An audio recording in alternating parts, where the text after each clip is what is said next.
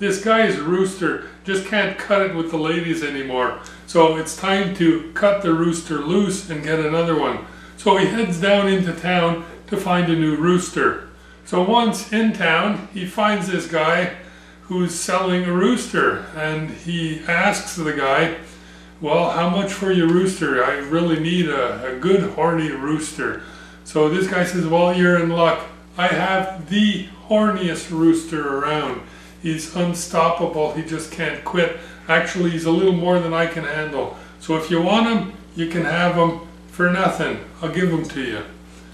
So the farmer says, well, sure, great, thank you very much, and he takes off with his rooster. So, just as its original owner said, this rooster just wouldn't quit. Anything that wasn't tied down, if it was breathing, it was fair game. Anything, always, all day. Wouldn't quit.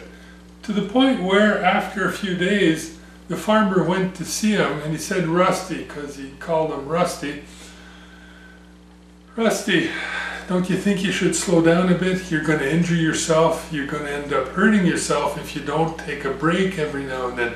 But Rusty would have nothing to do with that. He said, that's my job. That's what I do. I don't quit anything, everything. I never quit.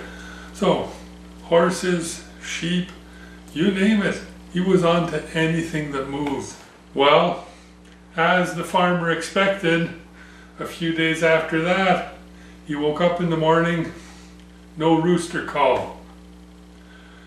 Well, he was a little worried. He went out to look, and he could see just on the crest of the hill, as the sun rose on the horizon, a silhouette of his rooster laying flat on his back, immobile.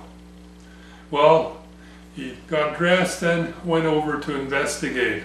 So, just as Bob the farmer got up close to Rusty the rooster and could see him lying there dead, he says, oh, Rusty, why didn't you listen? I told you to slow down.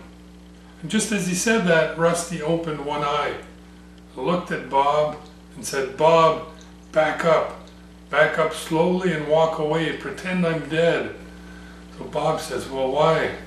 Rusty looks upward and says, the circling vultures are getting closer.